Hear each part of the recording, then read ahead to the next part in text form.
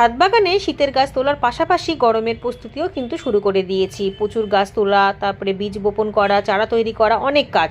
এর ফাঁকেই দেখছি বেশ কিছু লেবু গাছে ফুল চলে এসেছে, আবার কিছু কিছু গাছে কচি কচি পাতা এসেছে। লেবু গাছের ফুল আসে শুধুমাত্র প্রাকৃতিক নিয়মেই, আমাদের মর্জিতে আসবে না। আমরা যতই খাবার দিই না কেন, ফুল আসবে প্রকৃতিক নিয়মেই।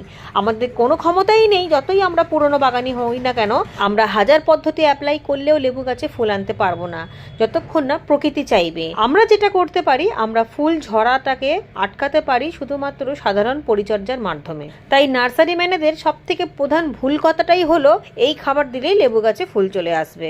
আমি এখনো পর্যন্ত লেবু গাছের দিকে তাকানোর সময় পর্যন্ত পাইনি, তার মধ্যেই দেখুন আমার বাগানে বেশ কিছু গাছে ফুল চলে এসেছে, আর বেশ কিছু গাছে কচি পাতা এসেছে। কচি পাতা আসা মানে সেই গাছে এখন অন্তত ফুল আসবে না। এবার আমি পরিচর্যাটা করা শুরু করব যাতে এই ফুলগুলো বেশিরভাগটাই সেট হয়ে যায়।